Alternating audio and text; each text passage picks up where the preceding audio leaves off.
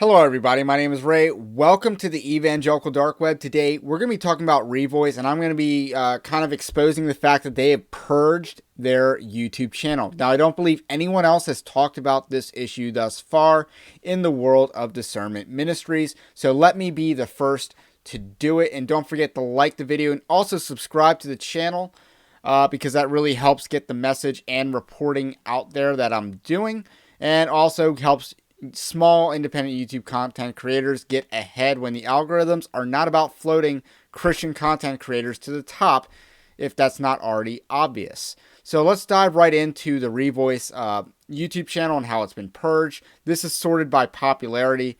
As you can see, their most popular video, 6.1 thousand views. Why Revoice was posted over 3 years ago.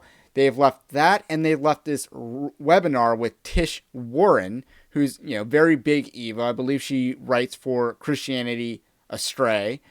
And other than that, everything else on their channel is a trailer, a sneak peek of about a minute long of either Revoice 2020 or Revoice 2021. They have otherwise scrubbed the content that existed from their channel, and this comes suspiciously after one of their last Revoice conference, Revoice 2020, which they later posted online, which was later then exposed by Discernment Ministries Online, where Art Pereira and Nick Galaccio were replacing marriage with a friendship that was ultimately a sexless homoerotic bromance. That's basically what they were bragging about on a panel discussion. I did an entire video on that panel discussion. It also featured Becca Mason, who I also did a video on. She's your blue-haired feminist pushing the Revoice movement, and she's also one of the leaders of the Revoice movement. So that video gained a lot of traction. It was heavily exposed, and it appears that Revoice does not want any more of their content to be exposed. So everything now is a commercial for what is behind a paywall. So let's talk about what this means. Let's do a little shifting from news to analysis. So as you can see, everything here is just for behind a paywall. As you can see, one of the big themes of Revoice 2021 appears to be an emphasis on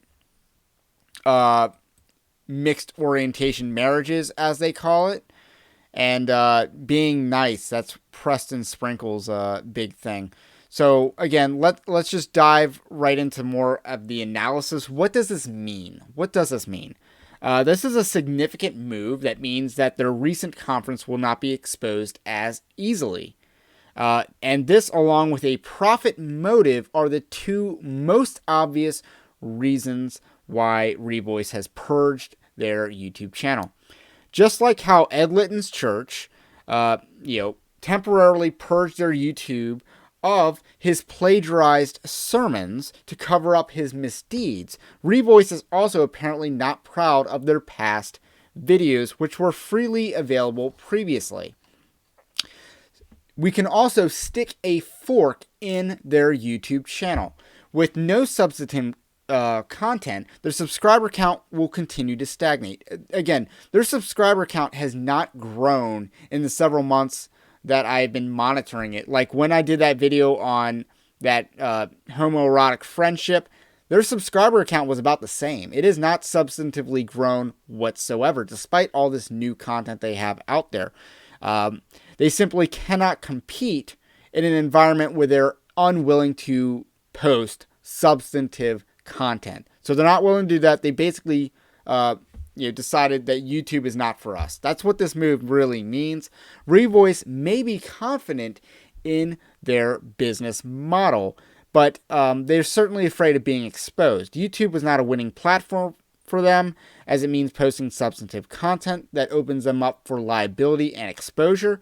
The Art Pereira discussion drew the most attention from 2020, and he returned to be a speaker in 2021. Yet in this exposure, Big Eva was unmoved to crack down on Revoice and its beliefs. As you can see, many of their speakers are still prominent figures in Big Eva. Nate Collins is still a welcome figure in the Southern Baptist Convention, as far as I can tell. Rachel Gilson is a prominent writer over at the Gospel Coalition.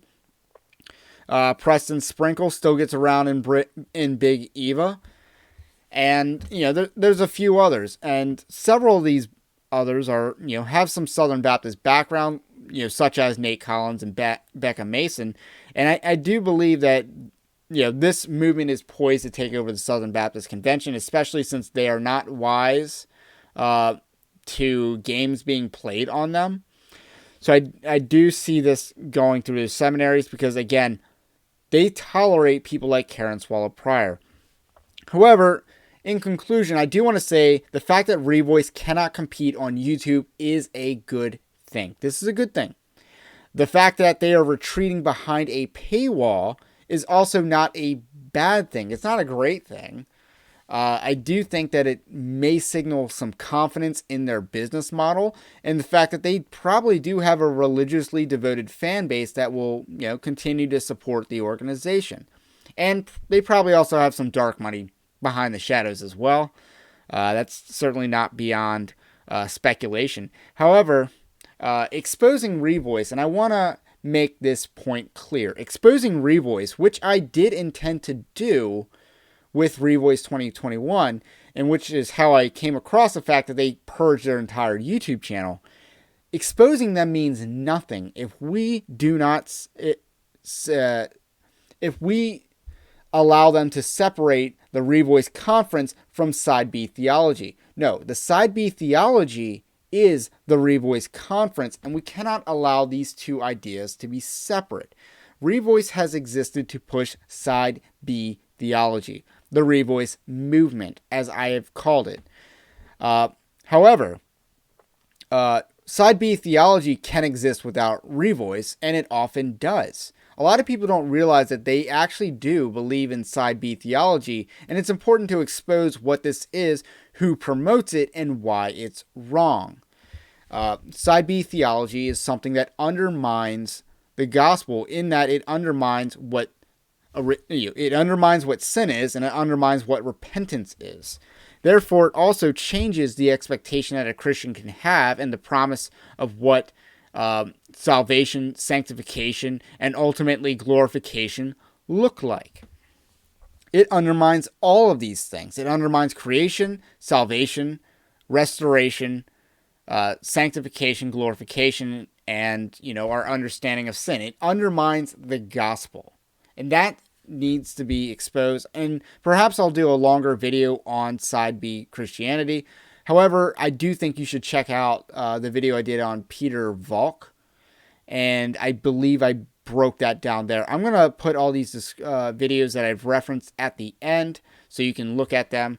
But in the meantime, like I said, don't forget to like the video and all that. Also, check out evangelicaldarkweb.org. You can support this kind of content by becoming a subscriber there. There will be some promos. I'm going to run a promo on enemies within the church. If you are a Zealot class subscriber or above, you can get a free copy of Enemies Within the Church, and I'll ship that out when I get my copies. And it will not be a supplies while lasting policy.